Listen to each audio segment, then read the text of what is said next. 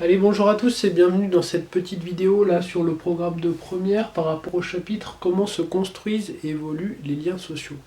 Donc petit rappel, ces vidéos elles ne remplacent pas le cours, elles sont là pour vous aider à repérer les grandes parties du cours et essayer de bien comprendre notamment leur articulation.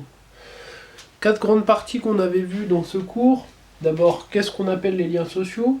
Ensuite, comment les liens sociaux ont évolué entre les siècles? Ensuite, comment le numérique impacte les liens sociaux, et enfin le côté non figé des liens sociaux, c'est-à-dire que les liens sociaux peuvent notamment se déliter, c'est ce qu'on avait appelé le processus de désaffiliation. Alors, je vais revenir relativement brièvement sur chacune de ces parties, essayer de vous rappeler les idées essentielles. Premier élément, ce qu'on appelle les liens sociaux, qu'est-ce que c'est? Les liens sociaux, c'est l'ensemble des liens qu'un individu peut entretenir avec d'autres individus ou d'autres groupes d'individus. Ces liens, ils peuvent être plus ou moins chargés d'affection, ils peuvent être plus ou moins intenses, plus ou moins réguliers. C'est-à-dire vos liens sociaux avec votre mère sont plus forts que vos liens sociaux avec votre voisin. Mais par contre, on peut dire aussi que vos liens sociaux avec vos amis sont plus forts que les liens sociaux que vous pouvez entretenir avec votre grand-mère peut-être. Donc voilà quelques éléments. Donc ces liens sociaux, donc il y a un sociologue qui s'appelle Serge Pogam, qu'on avait vu, qui en distingue 4 liens sociaux principaux, 4 types de liens sociaux. Les liens sociaux de filiation, c'est-à-dire vous avez des liens sociaux avec vos parents puisque vous êtes leur enfant biologique, il y a une filiation entre vous. Les liens sociaux électifs, c'est-à-dire il y a un certain nombre d'individus avec qui on a des liens sociaux puisqu'on les a choisis. C'est le cas par exemple des amis. Il y a des liens sociaux de participation à la production. Donc c'est par exemple le fait d'être collègue avec des individus. On fait le même travail, donc on partage des liens sociaux. Et ensuite, il y a des liens sociaux de citoyenneté, c'est-à-dire qu'on partage avec tous les citoyens français, par exemple un lien, celui d'appartenir à la nation française. 4 types de liens sociaux. Ce qui est important, c'est que dans l'analyse sociologique, c'est l'analyse qu'a fait notamment le sociologue qui s'appelle Émile Durkheim, les liens sociaux et la place de l'individu s'est transformée au fil des siècles. Lui, il fait une espèce de distinction entre les sociétés d'avant la révolution industrielle, qu'il appelle les sociétés traditionnelles, et les sociétés d'après la révolution industrielle, qu'il appelle les sociétés modernes. C'est-à-dire qu'entre ces deux sociétés, il y a plusieurs choses qui ont changé, mais il y a eu notamment ce qu'il appelle la division sociale du travail. Dans ces sociétés-là, tout le monde, ou presque, fait à peu près le même travail. Tout le monde est artisan ou paysan. Dans ces sociétés modernes, tous les individus font des emplois différents. Si on prend par exemple à l'échelle d'une classe, la majorité des parents vont occuper des emplois différents.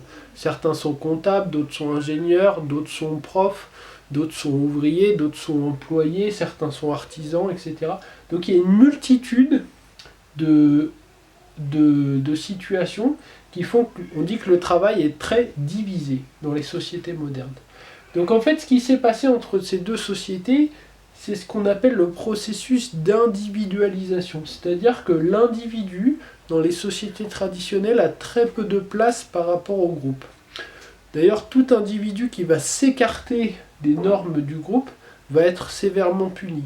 Donc c'est par exemple les comportements, je sais pas, on peut donner l'exemple de l'homosexualité par exemple, c'est un comportement qui va être très sévèrement puni dans les sociétés traditionnelles, puisque l'individu s'écarte des normes du groupe. Dans les sociétés modernes, il va y avoir une tolérance plus forte par rapport à ces comportements, et l'individu ne va pas être puni pour son comportement qui s'écarte du comportement de la norme du groupe. Donc ça, c'est ce qu'on observe. Donc un processus d'individualisation à l'œuvre. Donc on pourrait l'illustrer, par exemple, sur le fait qu'aujourd'hui, de plus en plus d'individus en France divorcent. C'est bien la preuve que l'individu a de plus en plus de place par rapport au groupe. C'est-à-dire dans la génération de vos grands-parents, par exemple, les individus divorçaient peu parce qu'il y avait une forte pression de la part de la famille, de la part du mari par exemple, ou encore de la part de l'église. Donc ces structures, elles perdent de leur influence et l'individu, lui, il a de plus en plus de place. On fait un petit bond dans le temps, donc on met de côté cette distinction.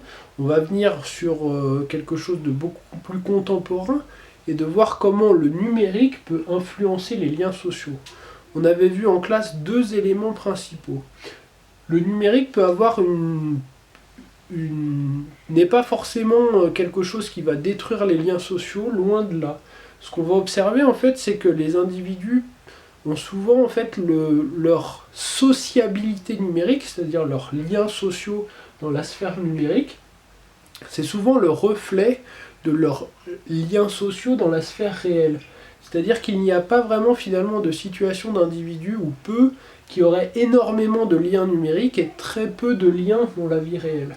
Donc ça, on va constater plutôt que c'est un miroir.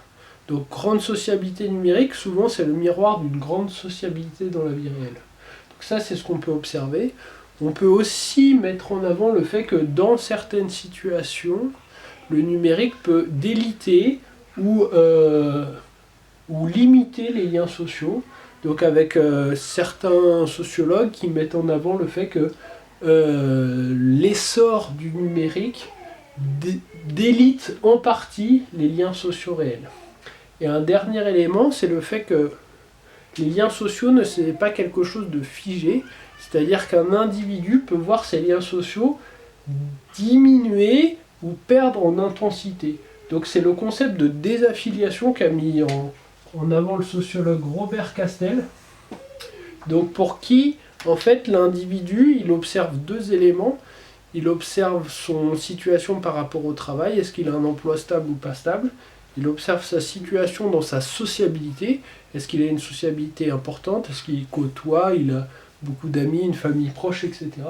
Et donc il va montrer qu'un individu peut passer d'une zone à l'autre, c'est-à-dire que par exemple un individu qui a un emploi stable, qui perd son boulot, peut changer, peut passer dans une zone qu'il appelle zone de fragilité, et donc c'est-à-dire que ses liens sociaux vont se diminuer en partie, et donc il montre aussi qu'un individu, par exemple, je sais pas, le cas d'un sans domicile fixe qui n'aurait ni activité productive et une sociabilité très faible, donc il parle alors de zone de désaffiliation, c'est-à-dire qu'il y a rupture quasi totale des liens sociaux avec autrui, avec les autres individus dans la société.